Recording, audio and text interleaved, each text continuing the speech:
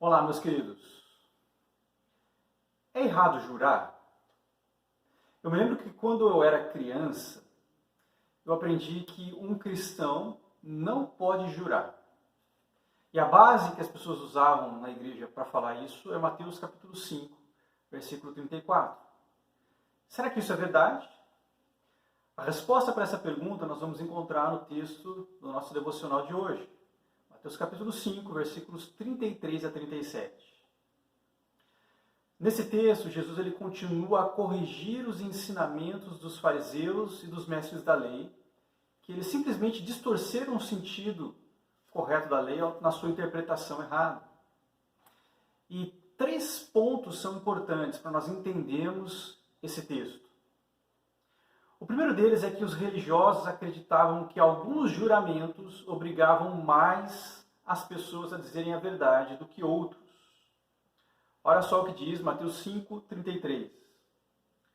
Vocês ouviram o que foi dito aos seus antepassados, não jure falsamente, mas cumpra os juramentos que você fez diante do Senhor. A lei falava que cumprir os mandamentos, os votos feitos diante de Deus, era um dever do povo do Senhor. Nós vemos isso em Levítico capítulo 19, versículo 12, em Números capítulo 30, versículo 2. Só que o problema é que os religiosos da época de Jesus acreditavam que os juramentos que não usavam o nome de Deus não tinham tanta força. E então o seu cumprimento não era rigorosamente exigido. Essa compreensão distorcida que eles faziam da lei fica mais clara ainda em Mateus capítulo 23, versículos 16 a 22, que diz o seguinte: Ai de vocês, guias cegos, pois dizem, se alguém jurar pelo santuário, isso nada significa. Mas se alguém jurar pelo ouro do santuário, está obrigado por seu juramento. Cegos insensatos, que é mais importante, o ouro ou o santuário que santifica o ouro? Vocês também dizem, se alguém jurar pelo altar, isso nada significa. Mas se alguém jurar pela oferta que está sobre ele, está obrigado por seu cumprimento, por seu juramento.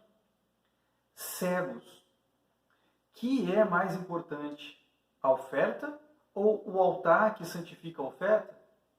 Portanto, aquele que jurar pelo altar, jura por ele e por tudo que está sobre ele. E o que jurar pelo santuário, jura por ele e por aquele que nele habita. E aquele que jurar pelos céus, jura pelo trono de Deus e por aquele que nele habita. A repreensão de Jesus para os fariseus e os religiosos nesse texto é muito parecida com aquilo que Jesus diz e nos ensina no Sermão do Monte. Esse tipo de pensamento também muitas vezes está presente nos nossos dias. Eu me lembro quando eu era pequeno, uma afirmação de alguém não tinha tanto valor. Mas se alguém dissesse assim, eu juro por Deus. Aí então, sim, agora eu acredito no que você está falando. Isso é muito parecido com o que ensinavam os fariseus aqui nesse texto. Segundo ponto que nós precisamos saber para entender esse texto é que qualquer juramento está de alguma forma relacionado com Deus. Jesus ensina isso nos versículos 34 a 36. Ele diz assim, mas eu lhes digo, não jurem de forma alguma, nem pelos céus, porque é o trono de Deus, nem pela terra, porque é o estrado de seus pés, nem por Jerusalém, porque é a cidade do grande rei. E não jure pela sua cabeça, pois você não pode tornar branco ou preto nenhum fio de cabelo.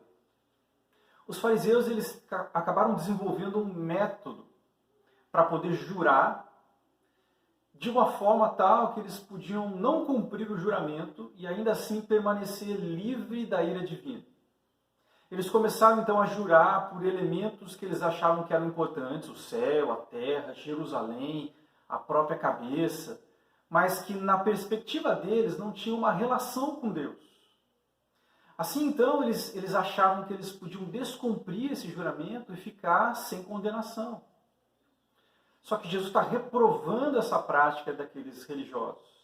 Ele mostra que todos esses elementos que eles usavam nos seus juramentos tinham relação com Deus. Os céus, por exemplo, Jesus fala que é o trono de Deus. A terra, Jesus diz que é o estrado dos pés de Deus. Jerusalém é a habitação de Deus, a cabeça era a criação de Deus. Nós não temos poder sobre ela, só Deus tem. Então todos esses elementos têm relação com Deus e obrigam aquele que jura por eles. Então, desse modo, o ensino de Jesus é que todo juramento obriga aquele que jurou. O terceiro e último ponto, para nos ajudar a entender esse texto, é que o cristão deve dizer sempre a verdade. Versículo 37 é a conclusão. Jesus diz assim: seja o seu sim, sim, e o seu não, não. O que passar disso vem do maligno. Se a disposição de coração das pessoas for a de sempre falar a verdade, vai ser desnecessário usar qualquer tipo de juramento. Os juramentos eram uma prática apenas para reforçar a palavra dada pelas pessoas.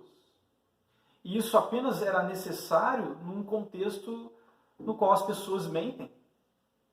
Então nós devemos ter um compromisso com a verdade, de tal forma que não exista motivo para as pessoas duvidarem daquilo que nós falamos.